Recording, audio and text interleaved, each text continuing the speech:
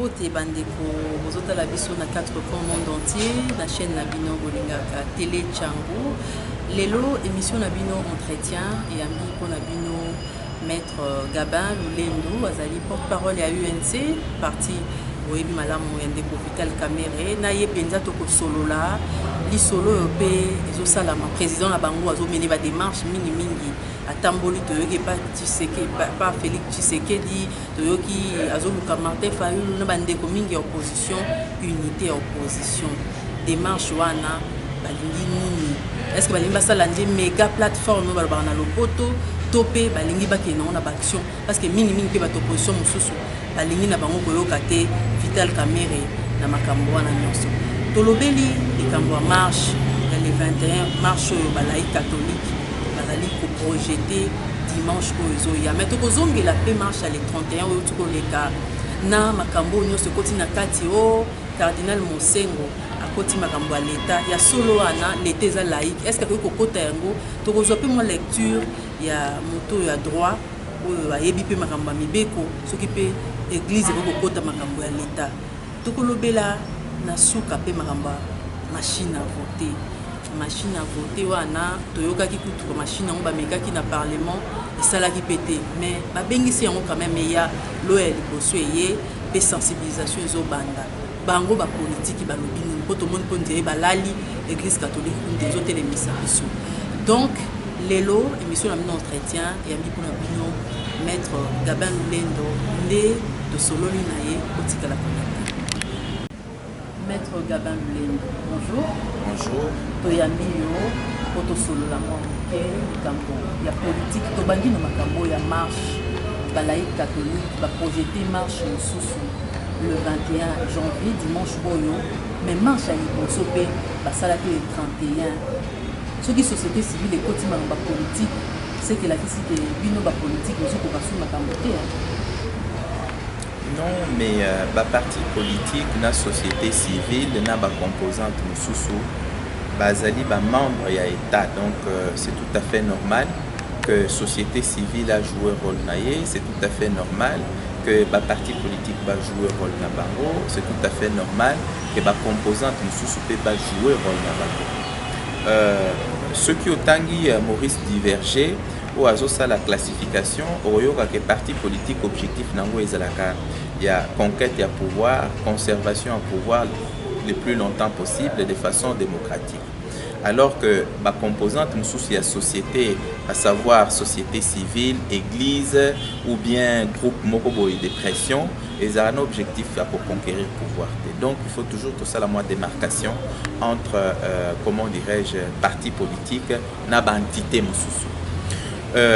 Opposition, ils ont continué pour senga unité nango parce que seule la unité peut permettre que davantage tous à la mobiliser et to mobiliser le peuple pour que to longola banguna comment dirais-je baling ko longo pouvoir te ba comme déjà fin mandat mais baling kotika pouvoir te baling ka kotika na pouvoir malgré le fait que baza déjà fin mandat. Mais justement maître le 31 décembre bino ba politique bo solo la qui faut élection salami te bomoni pe ki ba violer accord na bino bo signer ki kuna mais ti ba église catholique batali bino osali eloko te bango bamoni te ndeti bino politique bozokoka esusu te bango batelemi basala marche. Église catholique azaye mon côté c'est vrai que comment dirais-je eza comité laïque ndezui tête ya masolo ango mais apport il y a un parti politique et zamunene ce côté dit très bien par exemple le parti nanga UNC les a très actifs na makambo donc ce côté dit ba marche ango et salamaka le 31 de même que meso et salami messi a requiem et salami UNC azo mobilisé batu makasi donc oko lobate que ba parti politique baza pembente to za na kati ya masolo ango d'autant plus que Senko joue un rôle pe na facilitation il y a dialogue au babengi ya Senko. Senko a constaté que la clause ezana nini ezana na accord ango eza respecté en particulier aspect où ils ont concerné des crispations politiques.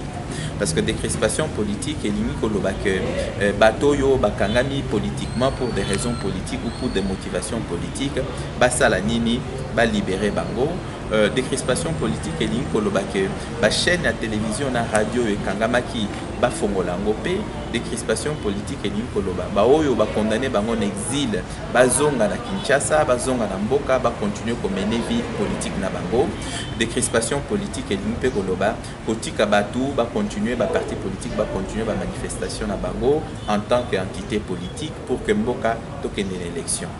Mais au constater que, comment dirais-je, bateau Franck Diongo Benga Kabayini, État Mouyibi, État Mouyini, a limité à interdire la manifestation publique, alors que l'article 26 de la Constitution, ils ont permettre que tout le monde a droit à manifester. Et régime où ils ont institué dans la Constitution, ils ont un régime d'information, ils ont un régime d'autorisation.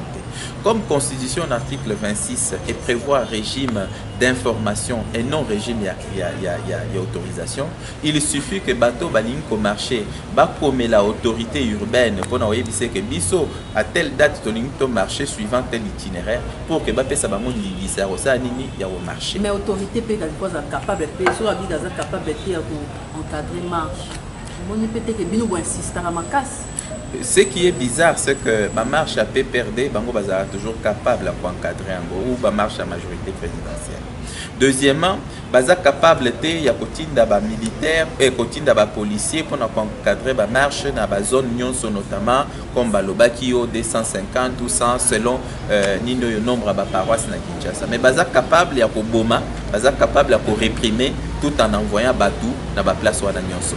Appréciez vous-même contradiction à bateau. Deuxièmement, ça veut dire que Batongo Bazar est incompétent. Lorsque la Constitution est décidée que régime est un régime d'information, le pouvoir public, il faut avoir la disposition nyonso pour pouvoir soutenir la marche. Parce que au Koki Kobo à soutenir la marche, c'était sous prétexte que vous avez ma coquité à soutenir. Vous avez ma coquité, ça veut dire que vous êtes incompétent. Parce qu'en principe, lorsque vous avez au pouvoir a les appose à la nama coquignonso pour nako même makamungoso, mais ce que vous êtes capable de même makamungoso, ce que vous êtes incompétent. Oyebi problème au nino yo terreur babenga contrat social. Contrat social les araignées. Pour nous expliquer bien, pour permettre ngana kotana na français mon moké. Contrat social, ça veut dire tout le monde ne peut pas gérer la chose appartenant à la collectivité ensemble. Tozu mbongo, tozu donc misolo, tozu police, tozu armée, tozu banque centrale, to pesi yango na disposition à quelques bateaux où la population a désigné pour travailler pour l'intérêt général. C'est ça contrat social. Ça veut dire armée, police, banque centrale, misolo mboka nyonso wana to pesi yango na quelques bateaux yo bazaki choisi pour travailler pour l'intérêt na ngana yo parce que les millions 80 millions de Congolais ba koki ko gérer. Mais bateau yo to pesi armée, bateau to pesi police, bateau to pesi service de renseignement, bateau to pesi mbongo à l'état, bateau yo to pesi comment dirais-je ma coquille nyonso bazui ma coquille yango ba détourner yango pour l'intérêt na bango personnel au lieu de la pour l'intérêt général. Ça veut dire que le contrat social les a déjà rompus. Parce que le contrat social, c'est que tous unions sont à Liboke en gros pour tout ça, c'est intérêt général. Tala par exemple, est-ce que vous avez vu que chaque fois qu'on est dans un supermarché, on sombe l'eau, on va payer TVA. Ce que vous avez facturé, ce que vous dépensez à 120 000, au moins on va taxer au TVA. TVA, les amis. Les ambongo basés sur ta consommation. Mbongo andé que dans la banque centrale pour permettre batonga banzela, pour permettre ba futa ba policier, permettre ba entretenir ba fonctionnaire etc. Mais tala bato yo tellement que muyibi eleki bango, ba ozo mbongo à l'état, bazo tiango na ba poche na bango personnel, pour ba envoyer misa ba famille na bango, pour ba somba ba mapango à gauche à droite etc. Sans c'est à l'état ba salini ba perdre. C'est pour cette raison que l'Église catholique, comme ils ont combattre l'injustice, l'Église catholique, comme ils ont combattre l'inégalité sociale, il faut faire des niente. Nayoka qui paye le principe à laïcité de l'État, avec principe à laïcité de l'État, je tiens à rappeler que le principe de la laïcité de l'État, c'est un principe qui a été consacré, comment dirais-je, en 1648. Lors des traités qu'on a appelés les traités de Westphalie. Les traités de Westphalie, pour ceux qui ne le savent pas, ce sont des traités qui ont mis un terme à la guerre des 30 ans. La guerre des 30 ans, c'est une guerre qui a opposé les nations catholiques aux nations protestantes sur les théâtres de l'Empire germanique. L'Empire germanique est étendu moko munene. Alors, la nation est belée, la bandai kobunda. La catholique na ba protestant. Bitumbango et dura 30 ans. Alors il fallait signer l'accord, accord en monde, les accords, comment dirais-je, les traités de Westphalie. Accord en gros parmi les principes est consacré, ils ont égalité souveraine à l'État, mais accord en gros est consacré principe de la laïcité de l'État. Laïcité de l'État est le binini, démarcation entre le pouvoir temporel et le pouvoir spirituel. Parce que liboso bateau bazaki na pouvoir spirituel, bangwa nande babanda qui peut gérer l'État. Alors, non, il faut tout distinguer. Ceux qui veulent gérer les pouvoirs spirituels, beaucoup gérer les sous-pouvoirs temporels, c'est-à-dire beaucoup d'institutions, d'organisations et États pour vous gérer. Des deux, l'État, il faut protéger la religion nyonso. C'est ce qu'on appelle la liberté religieuse. Il faut protéger la religion nyonso. Donc, l'ingité que l'État a privilégié telle religion au détriment de telle autre religion. C'est ça ce qu'on appelle la laïcité de l'État. Mais en bilingo bazo memela binote bazo ibsabino non laïcité de l'État lingo lo bake comme côté là fallait à l'église au milieu du village comme côté là nango bino opposition milieu du village ça signifie batumoko bazo défendre la justice batumoko bazo défendre paix. Ceux qui en ce moment opposition d'azo défendre justice azo défendre paix azo défendre vérité. Comme basé au milieu du village, parce que l'opposition n'est pas en raison. Mais bon, ceux qui ils ont pouvoir n'est pas en raison. Oui, ça va que vous en raison. C'est ça être au milieu du village. Être au milieu du village ne signifie pas bozo boma bateau, bozo torturer bateau, bozo tirer bateau à balles réelles, bozo profaner lieu de culte. Regardez, même pendant la période de guerre, le droit international humanitaire au Bello et Pekisami va porter atteinte à l'objectif civil. L'objectif civil des endémiques. Beaucoup y a des mandou qui n'ont pas tiré sur l'habitation de la population. Non. Ceux qui vous saliango, vous commettez les crimes de guerre, vous commettez les crimes contre l'humanité. Lieu y a culte. Beaucoup de simbango, des lieux beaucoup sacrés. Beaucoup qui n'étaient aussi les lieux de culte. Même pendant la période de guerre. Ceux qui bloquaient vos passer lieu de culte pendant la période de guerre, vous allez commettre des crimes de guerre. Mais il y a un menteur national. Menteur national, il faut que tu aies brevet pour un niveau à mensonge. Parce qu'il y a quand il bateau, il y a pour détendre un peu dans le seka, parce qu'il y a et puis après, ceux qui m'ont coupage, ils ont des objectifs. Mais il y a quand il y a un débat contradictoire. Bolukanga na opesa bino atano na lobby mutu na bino wana obino bona ka danze boluka débat contradictoire sur sujet ngana ye à télévision sur un sujet pour moi au monde ka danze te aki a préparé moi babiloko boye na nino yona a préparer moi eloko na papier a komi ya tangi ba français wana a ramasser 3-4 questions ye wana bimi yanke non. OK, boluka débat contradictoire ngana ye au monde na mutu wana za te bokansa za danze bateau bayaka pour deux objectifs. Bayebi ke mutu wana obuka lukuta, comme nous sommes dans un pays des gens médiocres, ba créer une association nationale des médiocres. Alors qu'est-ce qui se passe? Il faut que yana nkoseka moi détente on est ça la vie bien pour éviter les biso moi ba AVC. Et puis deuxièmement, moi coupage wana et ça là c'est bon. C'est pour ces deux raisons là. Ceux qui va supprimer coupage et que bato bazo yate pona oseka mutoro yate wana parce que ça théâtre politique ça. Cardinal n'a illustré que porte-parole au gouvernement, cardinal est allé à niveau. Comment vous jugez ça? Est-ce que le cardinal n'a pas raison de dire que les médiocres dégagent? Est-ce qu'il va s'adresser à l'opposition, à la majorité, à la classe politique? Mais l'Ibanga Babwa qui n'a pas dit, ouais, Ganga, il non. Cardinal a cité Moutouté, a lobby que les médiocres dégagent. Du coup, Babimi, oh, a fini biso, tout etc. A lobby que les médiocres dégagent. à citer Moutouté. Qui se sent mauvais, c'est mouche. Donc, ça veut dire que les médiocres se sont retrouvés dans ma propos et à Cardinal. C'est pour cette raison que moi, levé mon bouclier, Zali, pour non, fingi biso, etc. Deuxièmement, pour évaluer Moutou, il faut avoir la capacité à évaluer Moutou. Ok? C'est pour cette raison que généralement, et ça la mandeni, au tango, comme il y a un certain niveau, bateau, bayebi kolekayo, oleki na test, ba évaluer yo. Le temps bazo évaluer yo, ba yebisi yo niveau na yo ezandirini. N'est-ce pas? Ce que tu as dans l'institution wana nyonso. Muto yo na niveau à ba classe, muto na niveau à boanya, muto na niveau intellectuel, tout ça. N'a pas plus qualifié que Cardinal. Donc Cardinal est capable par rapport à bateau yo, à l'équipe bango na boanya na maye, il a évalué bango et après évaluation a constaté que bazana bango ba médiocre. Et ça cotation. So ceux qui ont en moi na classe azongeli na bulletin balobi kaza médiocre o sandeni o tangisa mwana wana po ami améliorer ce qui a mis améliorer et ont permettre ya ke liboso mais bateau yo depuis 16 ans 17 ans bazo conduire beaucoup ezo ke liboso. Les fonctionnaires, les policiers, les militaires, le Congolais ont perdu 40 à 50% de leur pouvoir d'achat. Moi salaire au bando futa bango ezaki ba 90 000, ba 100 000, ezaki pratiquement ba 100 $.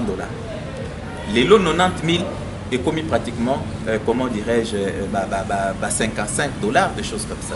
Dis-moi, bah, vivre en déni, au mbokani, mouyibi na mouyibi, détournement banda kwa l'État, binomoko bozo yoka. Na bateau bazana ba industrie te, bakenda ozombongo ya FPI, Fonds pour la promotion de l'industrie. Oui, bien lo que ngelo ba créer fonds pour soutenir l'industrie congolaise. Kokonyang yazata na industrie moko awate na mboka. Et la suite au yebiango. Les rapports parlementaires existent. Basalini, basali eloroté. Comme ezali kopanabango, babomamboka, bayiba, basalaboye, c'est pourquoi bazo continuer. Tokoki kotika te mboka oyo ezala na maboko ya bato balingi développement na mboka. Tant que monsieur Joseph Kabila na bengaka sous président te. Oui bien non. Mandat ici là, prolongation ici là. Oyo qui n'a bien président, je me suis trompé. Ou bien na bandai kolota, ceux qui ont d'autres alors ils ont cauchemar. N'a bien sous président. Donc on ne peut pas comprendre. Bozana Mboka Moko avec 80 millions d'hectares de terres arables, seuls 10% est cultivé. Mais beaucoup m'y poser qu'est-ce que nous faisons pour que nous puissions développer l'agriculture afin que notre population puisse trouver à manger. Boule zéro. Fente bato au Bukangalozo, Kop Nabango, 120 millions de $, les lots Bukangalozo et nos côtés. Miyibi na miyibi bazo yiba ba otala te bato. Mais bino pe bo otala bango pe ka bongo européen salamate. Mais entre-temps, maître, qu'est-ce qu'il faut faire? Les lots, voie de sortie zanine. Qui MONUSCO a proposé déjà la nouvelle discussion, une table ronde, il y a bino, table ronde pour la transition pour le mécanisme bon ça la En tout cas pour ma part, discussion na batouane aux ala sous-souté.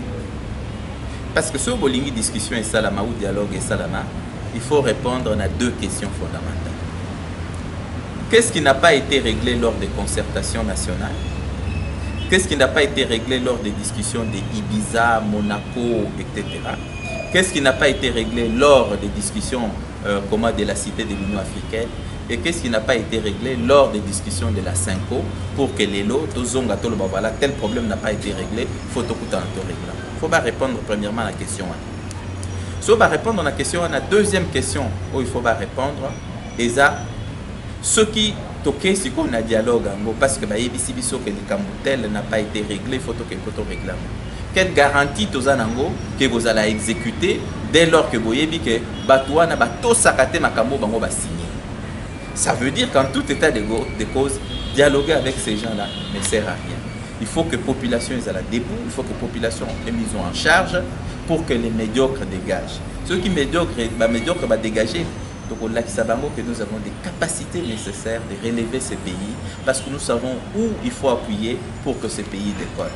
Nous ne pouvons pas être au pouvoir tout en sachant que l'essentiel de ce que le Congolais consomme, c'est, comment dirais-je, peut être produit localement. On va dépenser des dollars que nous n'avons pas pour aller acheter des choses à l'étranger.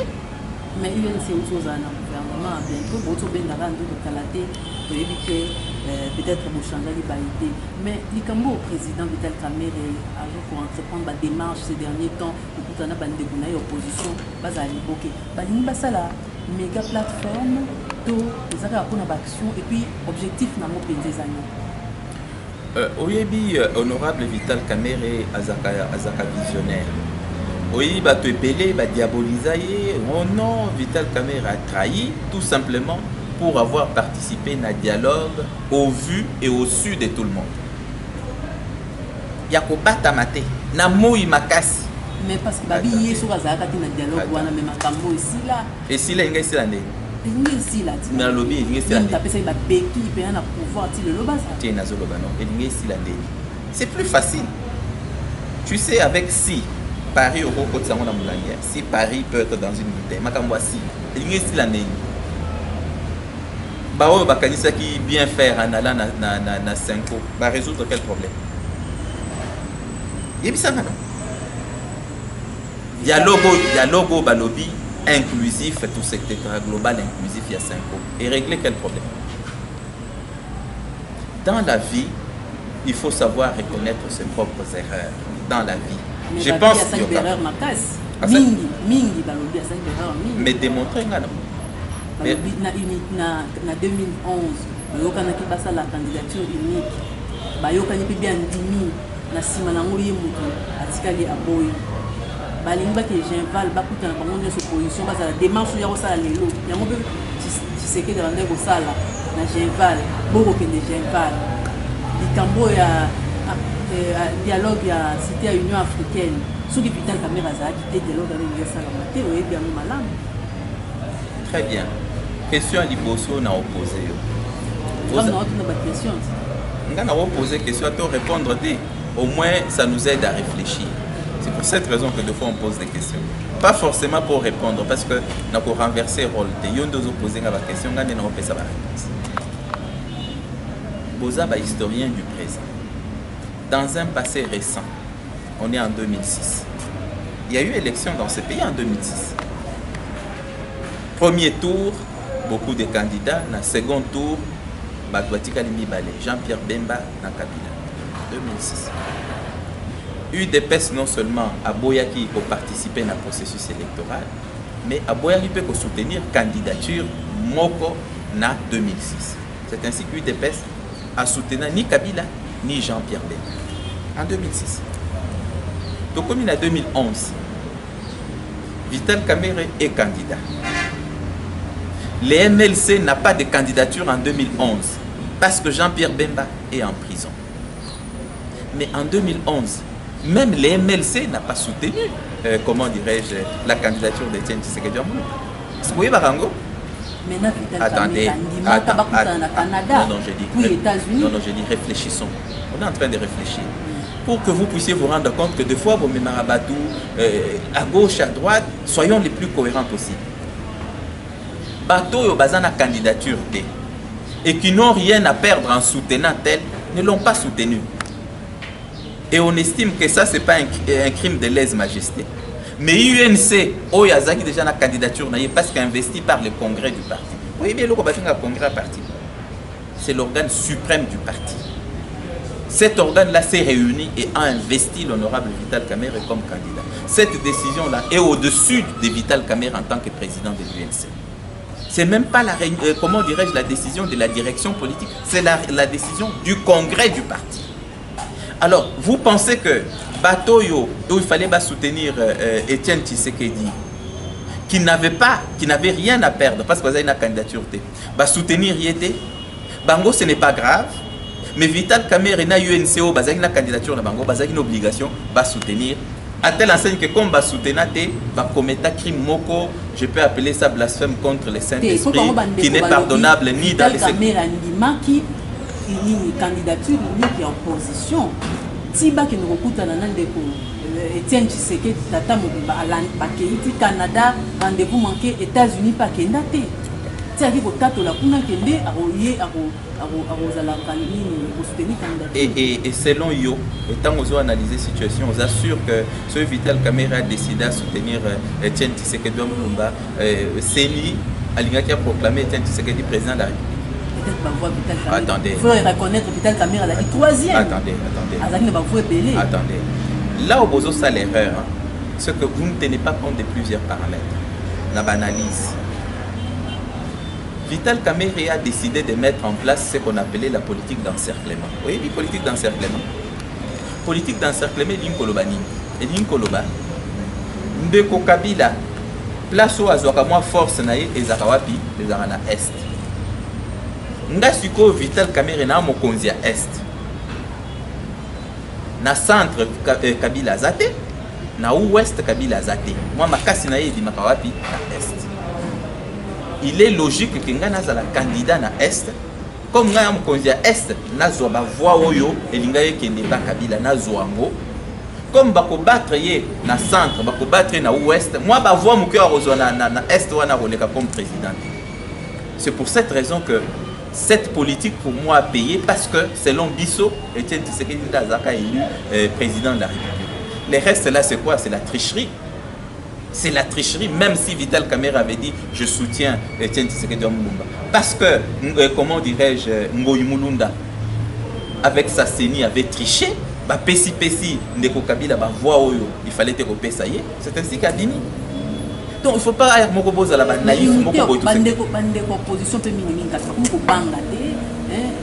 babengaki traître balobino bazobanga baza na confiance te eza lolengi moko nde bolobi baza confiance te na pouvoir lelo po respecter te makambo bokomaki eza mpe lolengi moko ndenge bandeko wana bato basala basolola basala boti boyokani te na suka changer position démarche wana objectif nango ya liboso ezali est ce que eza mpona basala plateforme ya monene to ezali pour se soutenir mutuellement dans l'action, je ne sais pas moi, comment démarche soit nazali pour circoncire. C'est là d'abord nazong la surtraitrise.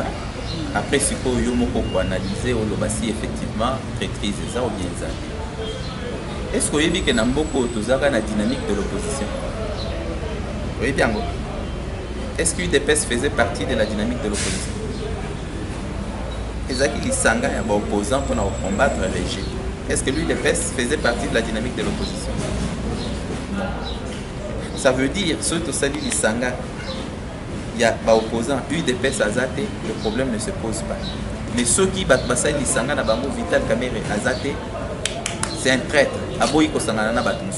Dynamique de l'opposition, on a opposé aux questions. Tobundela qui loi électorale qui aurait permis au président Joseph Kabila de se maintenir au pouvoir tant que les recensements n'étaient pas organisés. Les 19, 20, 21 janvier 2015. Oui, puis réponse, il y a eu des PES. À l'époque, comme Mouto Abando Lobela, il y a eu des PES, c'est l'actuel ministre de l'économie, Joseph Kabila. Et dit, nous sommes concernés ni de loin, ni de près par cette marche-là. Nous attendons notre dialogue. Réponse à Pessara. Donc, quand les gens sont ensemble et que Moutoutel ou Batoutel basent ensemble, ça ne pose pas de problème. Mais ceux qui voyaient tout ça, ensemble, Vital Kamerhe a posé quand même ma question pour comprendre. C'est quand même un grand leader. Pourquoi me mettez comme un mouton de panurge? Erreur de ça, la vie politique. Il faut que na maï, baleine azalaka, mais requin pe bazalaka, capitaine bazalaka, petit poisson bazalaka, comment dirais-je, fretin pe bazalaka. Le vrai problème c'est que bako benga yo président et parti politique. Mais pour ça, il faut que même niveau na Vital Kamerhe. Vous êtes président à parti politique parce que vous avez moi, Ndakala, Fretin, vous avez moi Ndakala, au Bengi Mwasina, au Bengi Bananayo, vous êtes ensemble pour créer parti, vous avez un président. Donc vous respectez en tant que président. Vous avez même niveau D. Vous avez une baleine politique, baleine politique, Ezaki, Etienne Tshisekedi Lumumba. Et ce que Etienne Tshisekedi Lumumba, vous reconnaître que le requin politique bazar. Il faut que bateau baza à niveau assez, balobani ni balobano toto ça va requin to pe ça bango pe lukumu ko bakeli boso. Nini wana ezaki. Au cité mutumoko boye tout etc. Non mais azolingate Vital Kamerhe tout etc. en confiance. Parce que boye ba histoire, il faut une histoire en moko. Toza en 2006. oyebi mutu azaki président ya commission ya nino ya majorité parlementaire na niveau assemblée nationale et assemblée provinciale oyebi komone boyebi te boyebi soki boyebi ezali nani qui a soutenu André Kimbuta partout solo Kinshasa Mobimba solo. Chaque jour nous tombons malades parce qu'on ne peut pas respirer de l'air frais. Qui a soutenu André Kimbuta? Attends. Je veux tout simplement dire, Soto Koti n'a passé. Moutouana Lobaïk en 2011, il fallait qu'à Vital Kamere à soutenir Dieu. Très bien. Mais en 2011, tant que l'élection est salami, il y a mis Dengi Tshisekediste. L'élection est salami. Tshisekedi a Lobani, il y a un parlement en Adel. Pourquoi on va qu'il y ait un parlement? Ça n'est pas tout ça, Maloba Tshisekedi. On est comme nous, hors de Wanezaki à bataille de peste, nous ne sommes pas début de peste. Donc, à un moment donné, ayons le cerveau pour réfléchir, pour regarder les choses. À travers cet exercice, concertation nationale, et puis concertation nationale, UNC, UDPS, n'a pas parti, nous sous-aminés, n'est pas quitté, mais l'MLC est parti. Cela a débouché sur les débauchages de Thomas Louaka avec Germain Kambinga, les lois commis centristes. Très bien. Après, il y a eu les discussions à Ibiza, à Monaco, tout ce qui est discussions secrètes entre l'UDPS et le pouvoir, en dehors du pays.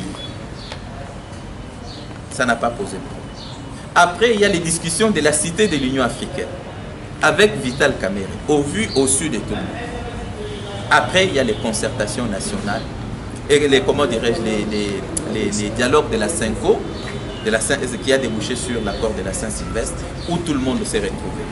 Alors, ce qu'on a dit parcours Wana, ce qu'on a dit parcours Wana, n'a pas discuté n'a pouvoir en place. Pour avoir que la Vital Kamerhe m'a n'a. Donc, vous reconnaître quand même l'erreur Nabino, mais vous corriger à Molélo qu'il faut rebondir la peuple. L'erreur est humaine, mais persévérer dans l'erreur est diabolique, madame. Au coquille qui empêcher Moutouta de commettre erreur dans la vie. Seul Dieu ne commet pas des erreurs. Mais chaque être humain peut commettre une erreur.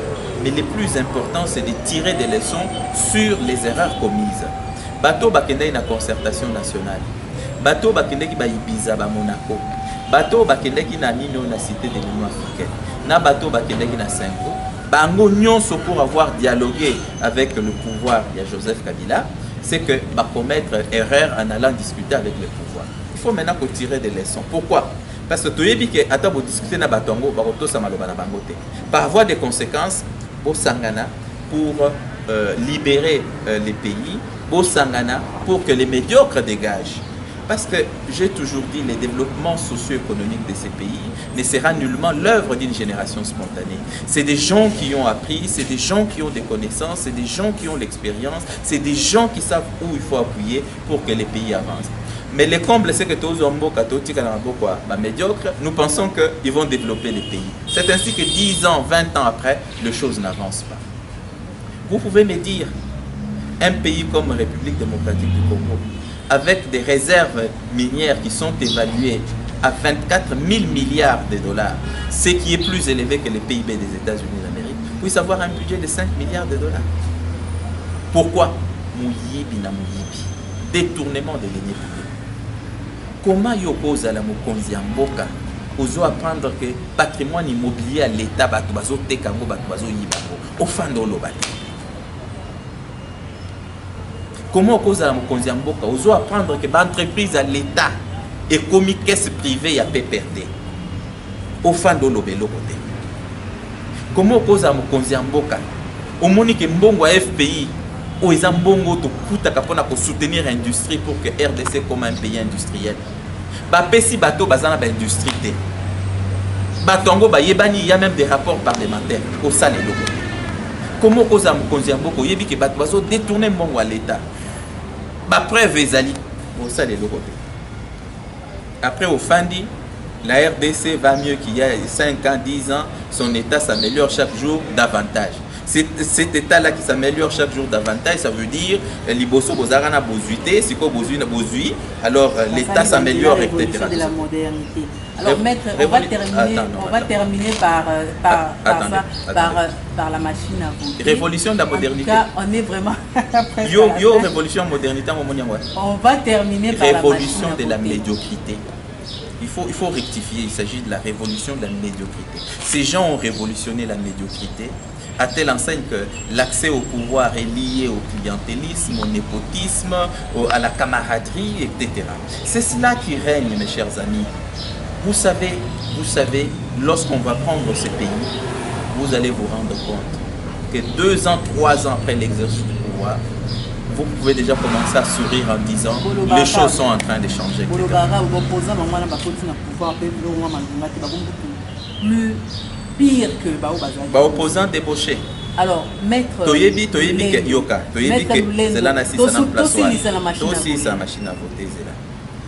Omoni aussi bien opposition que la majorité, Mbouma bien ezali, Mbouma mabe pe ezali. Mais si vous voulez que Ochan batte opposition na défi, il faut laisser l'opposition choisir les meilleurs d'entre eux pour gérer. Yo lobby que poste les abino yo moko ke opona ozui médiocre non na kati oyo présenter lobby non a outi une opposition après ce qu'on sera échoué non azo sale le côté non c'est pas honnête bateau bazawana c'est le fruit du débauchage ba olenga encore ba Bruno Chibala ba nini tout ça OK ce que tali tout parcours nanga professionnel au mona ke CV nanga au mona ke na bateau ba combien ba niveau na tout ça ba la machine à voter. Et qui n'a parlé, ma machine est calée, mais à notre grande surprise, premier loyer, sensibilisation aux bandas, donc pour voter dans la machine à voter. D'abord, et puis est-ce que, pour toi aussi, ça pose la dernière question, est-ce que vous êtes sûr que le calendrier a saigné, vous allez respecter? Machine à voter et la machine à tricher pour gagner. Machine à tricher pour gagner. T'as d'abord condition et tindi biso et tindi les uns les autres pour nous comme la loi électorale. Bilinga. D'abord une messe noire au ben minaku na batunaye. Bazolo banini te tolinto réduire nombre à partis politiques. Mais je vous ai toujours dit, vous ne pouvez pas prendre un système qui est basé sur la corruption, sur la gabégie, sur la concussion, sur toutes les antivaleurs du monde, penser que ce système-là va résoudre le problème lié à ces antivaleurs. Vous vous trompez. La survie du régime Kabila dépend de toutes ces antivaleurs. La survie de ces régimes dépend de toutes ces antivaleurs.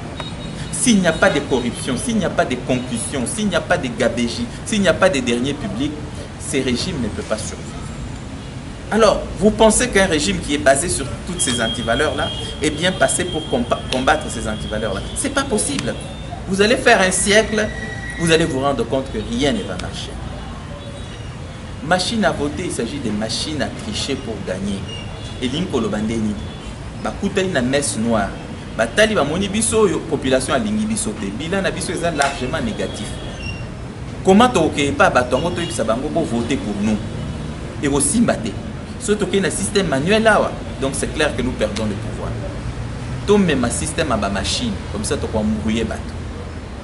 Dites-moi d'abord où se trouve la raison lorsque vous avez un nouveau système électoral. Qu'est-ce que vous faites? Les gens intelligents, les gens qui ne sont pas médiocres commencent par expérimenter le système à une petite échelle. OK? Désignation ou bien élection, par exemple, à bourgmestre, on pouvait dire, on va commencer pour les élections, par exemple, provinciales ou municipales, on va tenter avec la machine à voter. On va voir ce que cela va donner. Si ça marche, on peut voir si on ne peut pas aller à un autre niveau, etc. Si ça ne marche pas, qu'est-ce qu'il faut rectifier? Parce qu'on aura quelques expériences pour améliorer. Les gens intelligents procèdent de cette façon-là. Au début que FIFA, avant, comme un système il y a vidéo, c'est-à-dire actuellement, il y aura un système de vidéo, ça veut dire arbitre, pendant qu'ils dirige le match, à côté de ceux qui situation, on bien des vidéos et l'équipe, et puis à ça. Avant, Bachango en place, l'équipe a plusieurs phases de test. Mais bateau, parce que déjà derrière ça, lié à Mongo. Parce qu'il dit que loi sur la passation des marchés, il faut appel d'offres et ça. Appel d'offres et ça, comme ce qui intéresse ces gens, c'est l'argent du contribuable congolais. Si vous dépensez 150 millions de dollars, vous voyez, commission, vous allez une commission à 20%, 30%. Ça te fait combien? COP. COP. Donc, COP mouyibi na mouyibi. Des deux, non, il y a 300 000 dollars. Comment 300 000 dollars? Madame, ça la calcule bien. Parce que 10%, 150 millions, 10%, ça te fait 15 millions. Sur le 30%, ça fait 45 millions. Si c'est 20%, ça fait 20 millions. Deuxième COP, la machine, c'est une programmation. La machine, quand on fait la programmation, on dicte à la machine ce qu'elle doit faire. Il suffit qu'on dise que chaque fois que vous voterez pour tel candidat, eh bien, transformez cette voie-là en tel autre candidat. La machine ne fera qu'obtempérer. Troisièmement, qu'est-ce qui va se passer? Parce que dans la phase expérimentale, la machine est blocage. Combien de machines il faut avoir? Et en cas de blocage, qu'est-ce qui va se passer? Combien de techniciens il faut mobiliser pour arriver à ça? Bref, la machine a voté. Donc, des gens qui n'ont plus d'offres politiques, qui n'ont aucun bilan à présenter au peuple, veulent contourner cela par une machine à voter pour que Bazonga les sous na pouvoir. Donc, au Télémélabango, ces gens ont montré leur médiocrité à telle enseigne que, vous voyez que pour na pape, comment dirais-je, sa sainteté, non? Donc, comme il n'est pas cardinal, une éminence. Donc, comme il n'est pas roi, sa majesté les rois. Mais bateau, il faut que tu aies sa médiocrité, c'est qu'on va compléter. Comprendre? Donc, comme désormais sa médiocrité au complété et qui est liboso. Donc, je pense qu'il n'y a pas mieux que ça. Le calendrier, est-ce que ça aboutira? Mais Naïbisibio, que glissement ou glissade, c'est la seule stratégie. Il y a bateau pour se maintenir au pouvoir. Babimisi ba contrainte. Ça veut dire, oser là-bas, calmer la tension, pas calmer la tension.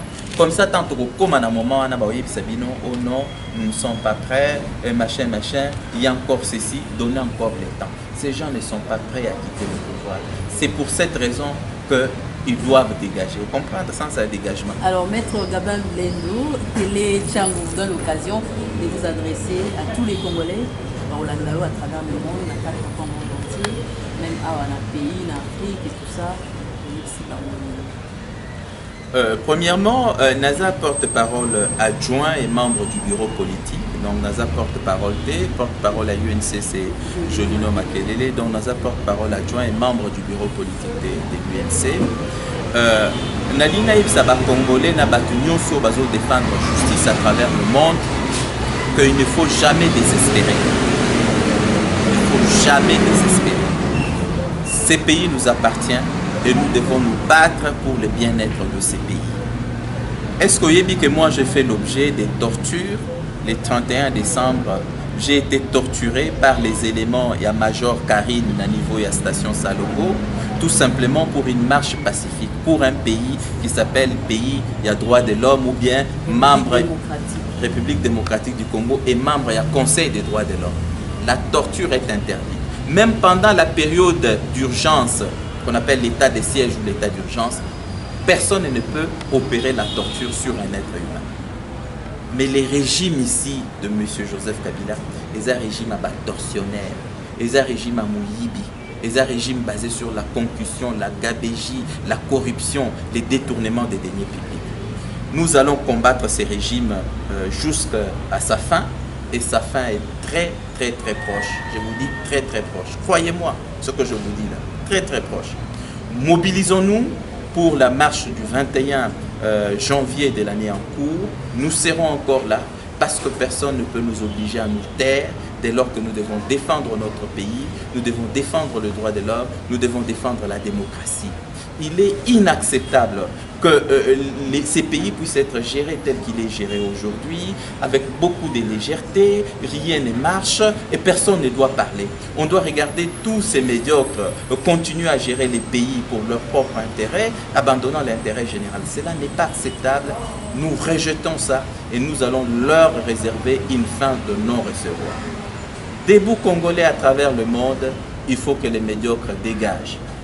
Nous parlerons, comment dirais-je, à temps et à contre-temps, advienne que pourra. Nous marcherons à temps et à contre-temps, advienne que pourra. Maître Gabin Lulem, merci beaucoup. Voilà, tokomi na suka émission na biso toyambaki mpona bino maître Gabin Lulem azali porte-parole adjoint et à UNC parti ya ndeko Vital Kamerhe azali pe membre ya bureau politique ya parti wana na ye tosololi mpenza masolo ya unité ya opposition tolobeli machine à voter tolobeli marche ya le 21 mpe tozongaki na mwa nsima marche ya le 31 médiocrité médiocre dégage toanalyse yango mwa moke mpe likambo baoloba est-ce que l'église est côté ya politique en tout cas mettre à éclairer moi moké à beti pe moi moké histoire et makamwana lolenge ni bandaki donc botika la connecter na chaîne Nabino et botika continuer toujours pour l'andabiso à travers le monde restez connectés.